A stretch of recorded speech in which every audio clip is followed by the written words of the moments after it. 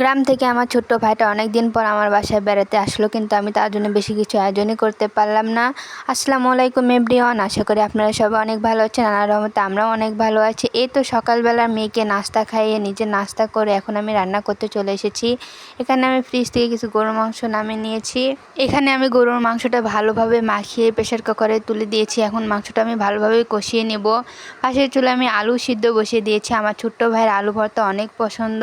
এখানে আমি ফ্রিজ থেকে দুধ বের করে নিয়েছি। আমি আজকে ডিমের কোরমা বানাবো, এই জন্য দুধ ভিজিয়ে রাখলাম। এখানে আমি কয়েকটা বাদাম ভিজিয়ে নিয়েছি। আমার বাসায় বেশি বাদাম ছিল না, সমস্যা নেই, এটুকু দিয়ে হয়ে যাবে, কারণ আমি শুধু 4টা ডিমের কোরমা বানাবো। রান্না করতে করতে আমার ছোট্ট ভাইটাও এসে পড়েছে। এই তো দেখুন আমার আম্মু কত কিছু পাঠিয়ে দিয়েছে। আমাদের গাছের কাঁচা আমও আম্মু পাঠিয়ে দিয়েছে। এই বছরের শেষ কাঁচা আম খাওয়া হবে আমাদের।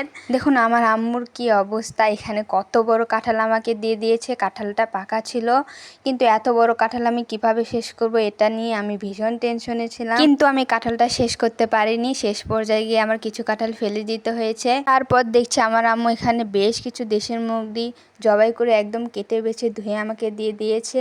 মায়েরা কত ভাবে, তাই না? আমার আম্মু ঠিকই বুঝে যে ছোটো বাবু নিয়ে কাজ করতে আমার অনেক কষ্ট হয়, সেজন্য আমার আম্মু একদম সব কিছু কেটে বেছে ধুয়ে পরিষ্কার করে দিয়েছে। শুধু আমি নামাবো আর রান্না করে ফেলবো। তাদের ভালোবাসার কোনো তুলনাই হয় না। আমার সব ভালোবাসার মানুষগুলোকে যেন আল্লাহ তাআলা অনেক হায়াত দান করে। আজও আমাদের এখানে ঝিরিঝিরি বৃষ্টি পড়ছিল, জানি না এই বৃষ্টি কবে শেষ হবে।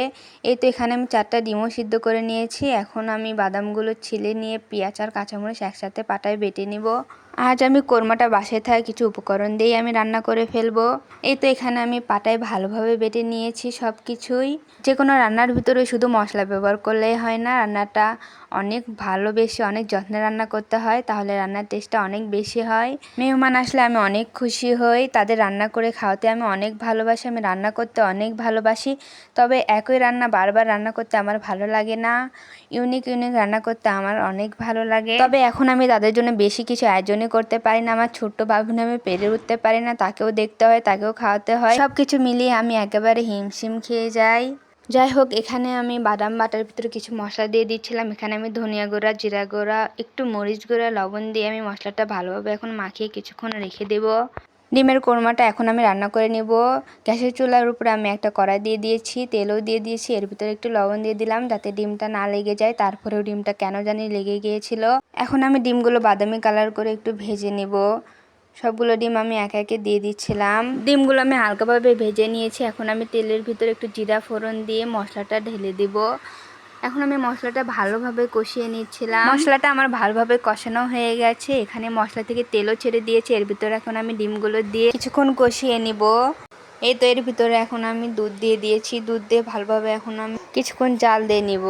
আমার ভিডিওটা যদি আপনাদের কোথাও কোনো অংশ একটু হলেও ভালো লেগে থাকে, প্লিজ আমার পাশে থাকবেন, আমার ভিডিওতে একটা লাইক দিয়ে দিবেন। এই তো রান্নাটা আমার শেষ পর্যায়ে এসে গেছে। এখন আমি উপর থেকে একটু ঘি দিয়ে দিব। ডিমের কোরমাটা খেতে অনেক মজা হয়েছিল। রান্না করতে করতে আমার ননদ ফোন দিয়ে বলছে যে আমি আসতেছি তো আপনাদের বাসায়। আমার ননদ ডাক্তার দেখাতে আসবে। আজকের ভিডিওতে আমার মেয়ের ভয়েস শুনতে পাচ্ছেন, ও আমার পাশে বসে খেলতেছিল। আজকের ভিডিওটা এই পর্যন্তই। আমার ভিডিওটা শেষ পর্যন্ত দেখার জন্য আপনাদের অনেক ধন্যবাদ। দেখা হবে নতুন কোনো ভিডিওতে। আসসালামু আলাইকুম, আল্লাহ হাফিজ।